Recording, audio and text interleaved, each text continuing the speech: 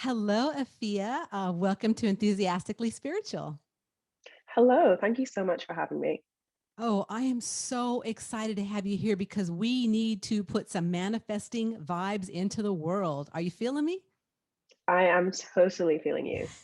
I know you are because you're in Melbourne, and my husband, Tom, lived there for many years. He actually lived in Australia for like almost 30 years. His kids are in Melbourne. We left there in 2020, so we were stuck over there. And so I'm all about the Melbourne vibes. I love it so much. And I'm sending so much love to all my brothers and sisters down in Australia right now because it's so much is going on down there. Yeah, it's been an interesting year. Yeah, we're in lockdown 6 at the minute, and by the time it gets to number 6, you're like, wow, I really have to surrender to this process right now. Without a doubt. So the manifesting part of it is knowing that your current situation is not what you have to be stuck in. That to me is important. And that's why I was so excited to have you on today because I want to talk about how you can help people in, pulling themselves out of the situation they're currently in and manifesting the life they really desire and want. Right? Truly. And I always say, especially in challenging situations, that this is a moment, not a lifetime. But I think that also applies to those beautiful moments as well, is that you really do have to cherish them because it isn't going to last forever. And then in the challenging moments, that's not going to last forever either. So having some degree of neutrality to your life makes everything flow a lot easier. I totally agree. And I know, I don't know about for you, but for like myself, I've had so much growth during this pandemic, and it really made me stop and slow down and recognize what is important in my life and how do I want to move forward with the foundation of really everything from social media to who I am to all aspects. Have you noticed that also in what you're doing in your life? Yes, absolutely. It's definitely been a period of that for me. I think, particularly at the beginning of last year, I realized that I was really living out of alignment with what I truly desired to create and who I really was. And I definitely had a moment where I really just had to take responsibility for where I was at in my life and not in a way that I was shaming myself or guilting myself. I was like, this is where we're at. This is not where we want to be. No one else is coming to save you or coming to change it. If you are not happy with this, you need to do something. Otherwise, this feeling of stuckness, frustration, is just going to persist. And what I really love is it's very easy to blame other people and it feels good in the moment. But at the same time as we're blaming other people, we're also outsourcing our power to other people. So when you can refrain from blaming other people, what that says is, I have 100% of the power myself. When you have 100% of the power yourself, that means you have a gift because you're able to change your situation at any given moment at a time. Like, why would you want to give that to someone else? It's funny you should say that because this morning I was talking to my husband. We were regrouping the day and kind of like where everything's at. And I was saying, if people recognize how much power they have as a soul, oh my gosh, like it would be change the world. I mean, like we have so much power in our hands. It's trusting, it's believing, and it's having that spiritual aspect or whatever. I mean, religious, spiritual, whatever aspect people have, but that belief and that trust in that, I mean, life can look differently. It just, like you said, at this moment, this is how it's playing out. But tomorrow it's it can yeah. be totally different. Yeah, I think you have such a valid point there. And just taking each day as it comes, I think it's Eckhart Tolle that says nothing not now is a problem. And that's one of my other Mm. mantras as well, like being more mindful for sure. Yeah, definitely. So let's talk about I love so I'm about being practical with my spirituality, and I noticed that you are about no BS in your manifesting. And I love that because it feels real to me. And that's what I really love with people that are authentic and it's like, "Hey, let's figure out how to work with this with where you're at in your life." And I know you help people with manifesting their desires, stop playing small and live their extraordinary life, and I love that aspect of it. I think for me, one of the biggest realizations I've had over the past couple of years is I was actually at this tech conference in Berlin, and the speaker was saying that it's all great having a BFF, best friend forever, but what we really need are values friends forever. That's people who are going to call you out in your BS. That's people who are going to hold you accountable. That's people who are going to push you to chase for more. Ultimately, your number one BFF is yourself, but also surrounding yourself with other people who are going to call you out and inspire you to grow in the way that you want to grow. Oh my gosh, I love that so much. And that's also back to kind of like that like attracts like, but yet I love the fact that having someone to hold accountable to. I That's so think so, yeah. powerful. Especially in times like these, I really love like leaning on friends who are also based in Melbourne, have their own businesses, and we're like texting each other in the morning. What are you doing this morning? You said you were going to do that. It's 12 p.m. Why are you still in bed? Oh, that is wonderful. That is a big accountability right there. Yeah. And I know, Afia, that you moved in the last couple of years from Scotland to Australia. Wow, what a journey that is. And was, I should It, say. I mean, yeah, past tense, so it was was. incredible, incredible move. And for me, I was never someone at the point I moved 2016, I was never someone who considered myself to travel solo. It wasn't something on my radar at all. And I was meant to be moving overseas with a friend. We were going to travel for a few weeks first. And then we hadn't really been speaking. We'd had a small disagreement. We hadn't been speaking as much as we usually would. And I was like, wow, it's like a month until the trip. We should probably organize something. So I texted her. I was like, hey, I've got some travel magazines. Let's come over. Let's start planning stuff.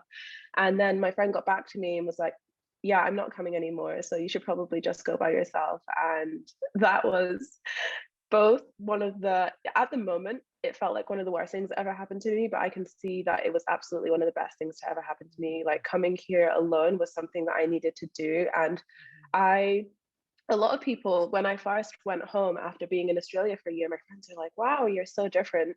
And for me, it wasn't that I was so different, but it was that I truly, truly was. And I gave myself permission to be that unauthentically. I mean, unapologetically, not unauthentically. Well, probably am both. Yeah. Well, it's interesting you say that because like I look at different countries and energy wise and how they are. So like Australia, we call them like they're more in their feelings. And so for I love that. myself, I tapped into that like and I really was so like creative over there. Actually, I also gained a lot of weight over there because I was really relaxed because the feeling vibe was in. But then like America, we're more over here it's more intellectual and more business and so it's interesting you say how you went back and you really found your authentic self or who kind of opened up to who you were because I did that in Australia too. It's a beautiful country with that vibe of just like I mean just a feeling vibe really.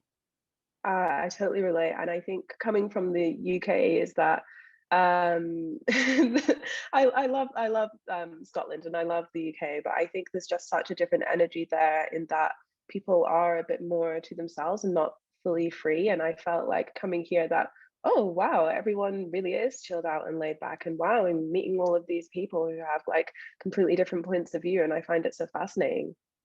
Without a doubt. And now they're not all like shrimp on the Barbie, but right, because that's like the crocodile Dundee thing, shrimp on Yeah, the Barbie, but yet they're all very chill, and I love the vibe down there for sure. We can't wait to get back once all this is settled down. So yeah, you know what? It took me 4 years of living here to go to my first Australian barbecue with shrimp. I was like, I feel like I've been conned this whole selling point, and there's no shrimp on the barbie anywhere. without a doubt, oh my gosh, at least you finally got some. That's a good thing. It's worth the wait. Without a doubt. So let's talk about spirituality because you wrote something and I always do a little questionnaire before I have your interviews and sharings and you said spirituality saved your life. So I'd love you to share a little bit about that. So at the end of 2015, I would say I was really going through a particularly challenging period of my life. I was orphaned at 14. I grew up without parents and I had made it to uni. I was doing all the things that I never thought I would have the opportunity to do. And I just finished my first degree and I had this realization I don't know what I'm doing with my life. I have nothing to fall back on. I have nowhere to go. And it felt like a really scary time for me. So because I was still in that phase of figuring out and feeling so much pressure, not only the pressure that you already have from finishing uni, but the pressure that I felt at anything I did, I couldn't fail because there was no home to go back to. So I was feeling so much pressure at this time, and I was also really struggling with anxiety and depression at this time, but struggling to get a therapist. We have a public health system in the UK, and the waiting list for therapists for like years long. And although I kept going to doctors and saying like I really feel like I need to see someone at this point, they're like just a little bit of uni stress, you don't need to worry about it. But I was, and so I decided to go back to uni and study my master's, but I did it for the wrong reasons. I did it for, okay, like this is just some more time to figure out what I want to do. I can kind of just figure out what I want to do when I get here. And I realized pretty soon into my master's degree that I just wasn't supposed to be there. It wasn't what I wanted to do. It just felt so miserable. And every day I would walk into that classroom, it just felt such a heaviness. And my two friends on that course as well had a similar feeling in that they didn't know what they wanted to do next. So we were all just being miserable together.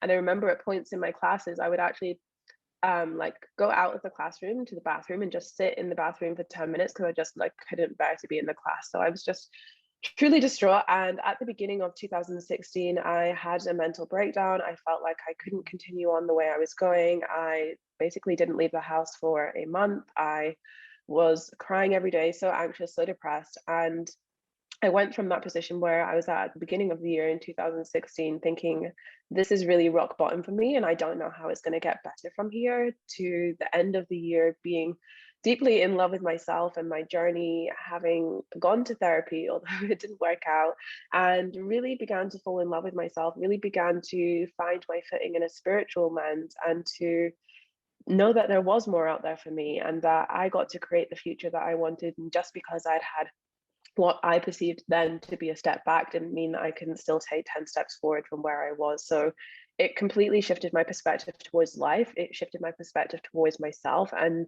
shifted my perspective to everyone else as well. That will do it. Having those challenges, just like what we're going through now. I mean, we'll look back at this someday. Like you're looking back at that now, going, "My gosh, what a different time frame, right?" Yeah, I think the power of hindsight is so beautiful. And people will always say there's always a lesson, there's always a lesson, like, but you have to be willing to look for that. You have to be willing to look back at something. Like, it's not going to automatically just present itself. You have to be open to seeing things from a different point of view. I totally agree. And I found for myself that like when I've gone through a tragedy or a death or something, I look back and like there's all these puzzle pieces that I didn't see at the time that was like, oh, that happened, that happened, that happened. And then the outcome was that. So I agree with you totally. Like at the time of going through things, challenges, I sometimes like to call them soul quakes. It's like when you're just like shaken inside to the extreme, that at that point, I mean, it's hard to find the way forward or see, what the forest through the trees, right? And so looking back at things is really when that time to reflect and regroup and really understand how far I've come and what I've been through and the lessons I've learned along the way. Cause it's all about our soul's journey and the lessons we're here to learn and grow. Absolutely. And I think even looking back at things, even on a more micro perspective, not just like years later, but on the day to day, I always have people come to me and say, I can never manifest anything, or why can't I manifest the big things? It's like, okay, let's sit down, look at all the things that have happened to you over the past month. It's like, wait, this was a lot of things. I've just not been recognizing all the abundance that's already there. And when you're not acknowledging all the abundance that's already there, then how are you going to call in more? Right, exactly. So, speaking about abundance and manifesting, so let's talk a bit about what you offer in the world because when I'm looking on your website, I love it. And I love the framework of vibes. So, I'd like you to talk a little bit about vibes because you broke it out so beautifully. Yes. So in 2016 was when I created my first ever vision board during that challenging time I was talking about. And everything was manifesting. I manifested my soulmate at the time. I manifested my move from Scotland to Australia. I manifested travel. I even had a picture of an infinity pool in there because I'd seen infinity pools. I was like, I can't believe something that's beautiful exists, and I want to see one in real life. So I manifested everything on there. And in 2018, I was like, right, time to crack out the old vision board again. Let's create a new one. I made a new one. And I was looking back at it last year, 2020, and I realized number one, none of the things on this vision board had manifested. It was 2 years later.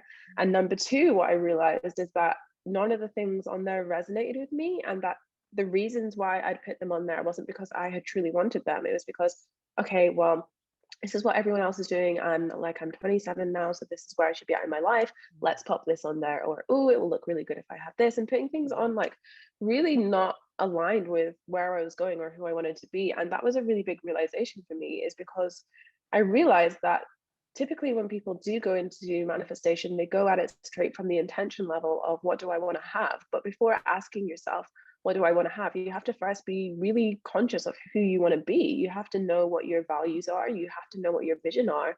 Because if you don't do that, how can you check that your intentions are in congruency with that? So this was a huge realization to me. And I was like, okay, bearing this in mind, how else did I manifest all of those things that I desired in 2016?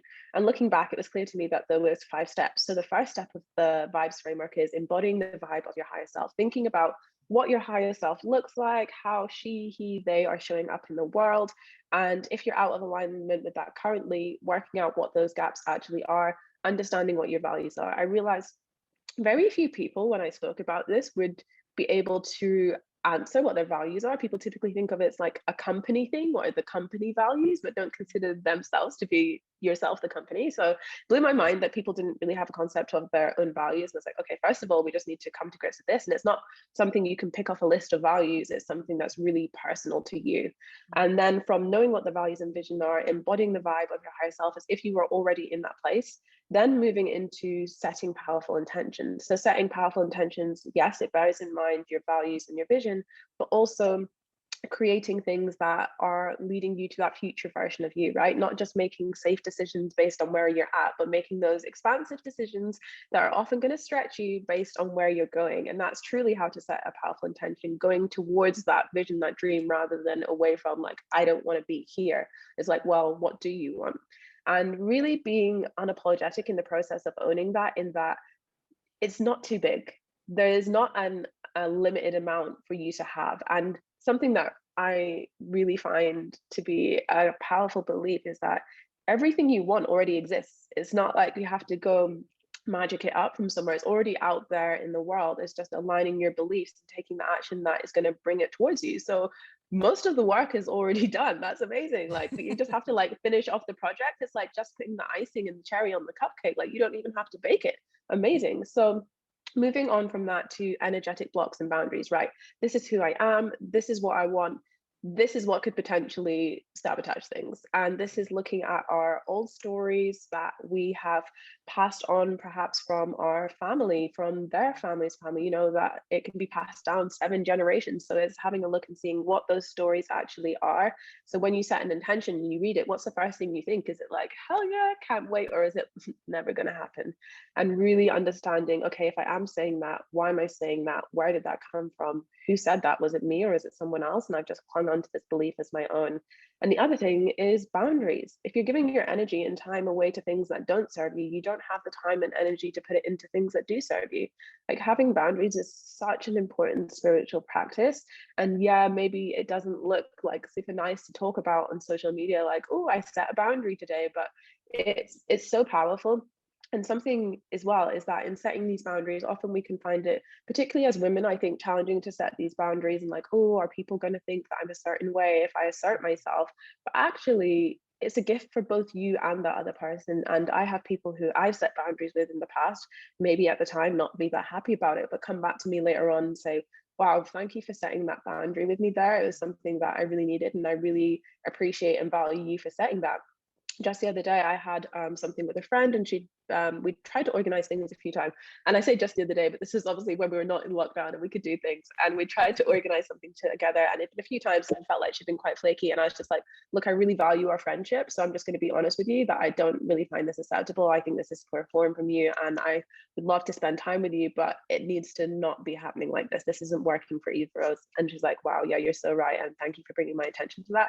Previously I would have just been really passive aggressive about it, or said nothing and just let it bubble and have this resentment underlying. It's not healthy. I don't want to feel like that, and I don't want to feel that way towards someone else. And why hold it in? So energetic blocks and boundaries. Then we move into balancing your feminine and masculine energy, which is really taking inspired action. So what's the difference between action and inspired action? Action is, well, I should be doing something, let's just do something for the sake of doing something. Inspired action is like, oh right, I'm really at one with my soul and I know what's leading me forward. Ooh, I feel called to do this. This doesn't really make sense, but this is where I'm feeling led right now. And it's really such a beautiful process. So it's knowing that there is power in your feminine, there is power in your masculine, and these don't need to be two opposing sides. Balance doesn't mean 50-50. Balance means what's the balance for you, what feels right for you. For me, it's mainly in my feminine energy. I feel like most at home in my goddess energy, but I know that sometimes I need to like dip into that masculine of like, let's get it done because we have deadlines. So it's really finding what works for you. And I previously, before I had my coaching business, I had a digital marketing agency. And when I started it, it was just when Gary Vee had like risen to fame and everyone was like loving everything he's saying. And I'm like, okay, well, this guy's successful. People like him. He's making a lot of money. I have to be Gary Vee.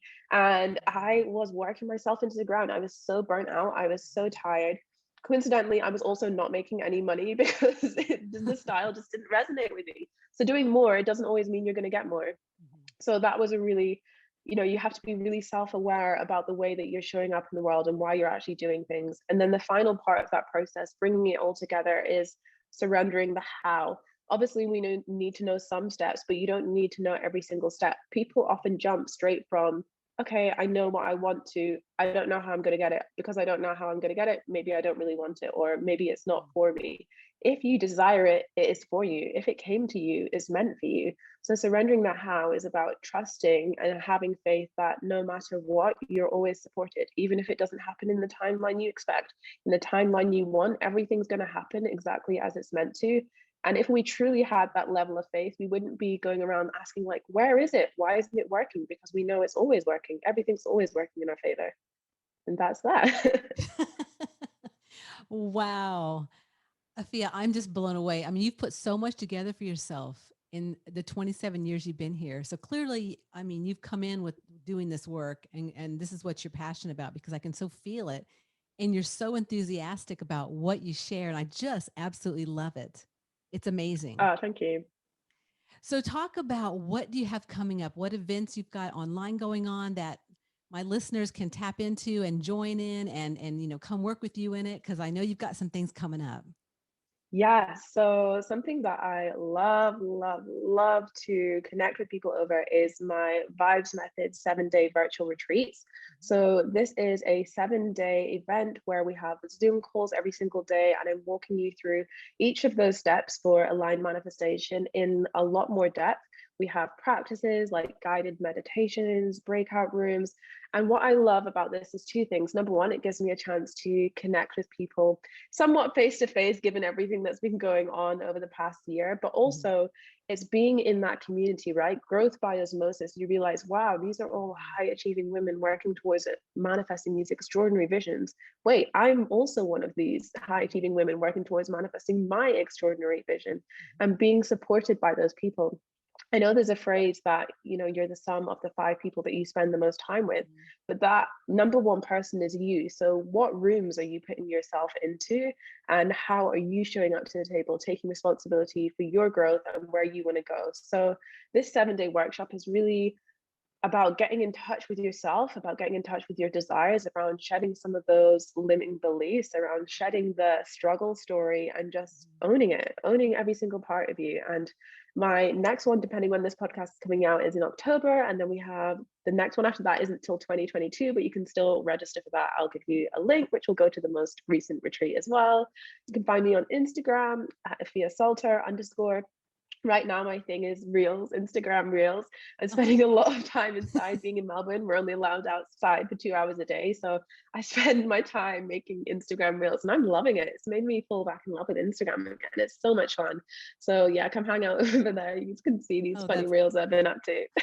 oh, that's awesome. And I'll have all those links in the show notes, and how to get a hold of you and your website and all that. And I just want to thank you so much, Afia, for taking the time today. I know you're a busy woman, but I know you're also in lockdown, so you got a little bit more time maybe. But but I'm so grateful for you to come on today and just share your beautiful manifestation, your work, and what you are doing in the world, which is amazing stuff. So thank you so much for coming on. And thank you so, so much for having me as well. It's been a pleasure. Okay, so let's see. Let's see. Let's go like this.